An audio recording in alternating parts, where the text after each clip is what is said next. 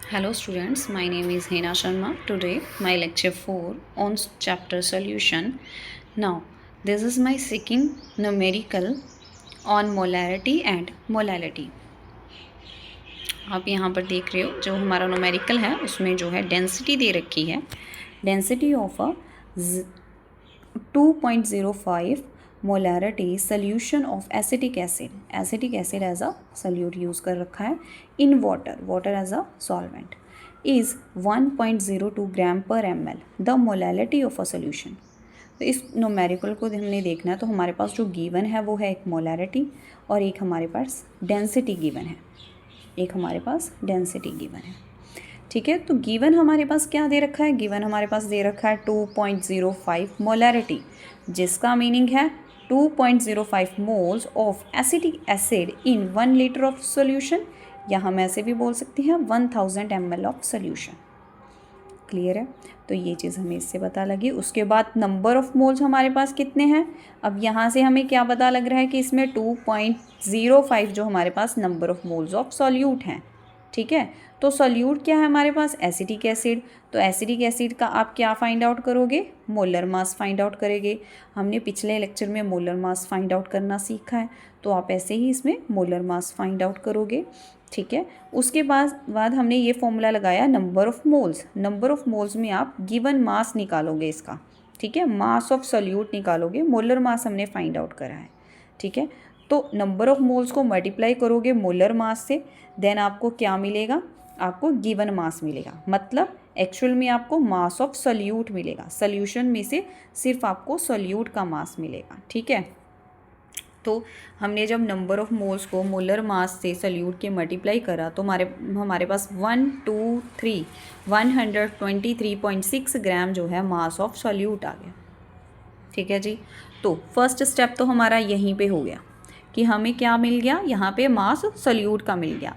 सबसे पहले total mass solution का होता है, उसके बाद उसमें सॉल्यूट भी होते हैं और सॉल्वेंट भी होते हैं, तो हमने सॉल्यूट का मास इन द यूनिट्स ग्राम में फाइंड आउट कर लिया, ठीक है, क्योंकि हमें क्या गिवन था, मोलैरिटी गिवन था। मोलैरिटी में जो है हमें सॉल्यूशन दे रखा है, सॉल्यूशन का जो हमें मास है वो, सॉल्यूशन का जो हमें वॉल्यूम है वो ml में मिल गया है, ठीक है।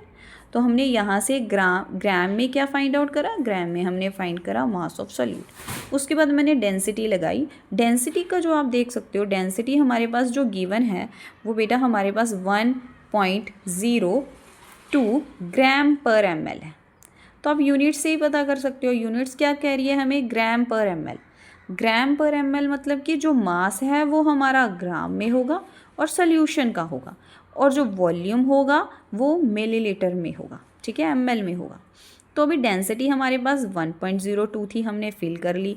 वॉल्यूम जो हमारा है मिलीलीटर में है, हमने ऊपर ही देख लिया कि हमारे पास 1000 ml वॉल्यूम दे रखा है सॉल्यूशन का, हम सॉल्यूशन की बात कर रहे हैं डेंसिटी में, सॉल्यूशन का।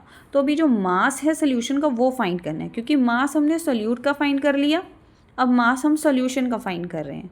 हमें मास किसका चाहिए, मास हमें चाहिए सॉल्वेंट का, क्योंकि जो हमारा लास्ट में फॉर्मूला लगने वाला है वो मोलैलिटी का लगने वाला है, और मोलैलिटी में हमें मास चाहिए सॉल्वेंट का।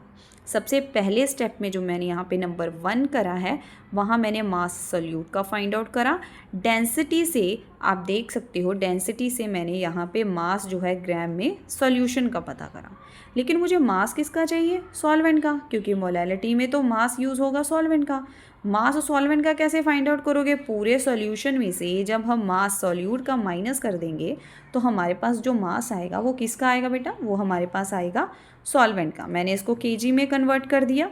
उसके बाद मेरा डायरेक्ट फॉर्मूला मोलैलिटी का लग जाएगा, उसमें मोल्स ऑफ सॉल्यूट तो मुझे पता ही है, वो गिवन है, ऊपर मैंने दिखाया आपको। उसके बाद मास ऑफ सॉल्वेंट जो है केजी में है, वो हमने केजी में फाइंड आउट कर लिया। इसको डिवाइड करेंगे तो आपके पास 2.28 जो है इस क्वेश्चन की मोलैलिटी आ जाएगी, ठीक है बेटा। स्टेप बाय स्टेप चले हैं हम, इसमें देख सकते हो आप, ठीक है।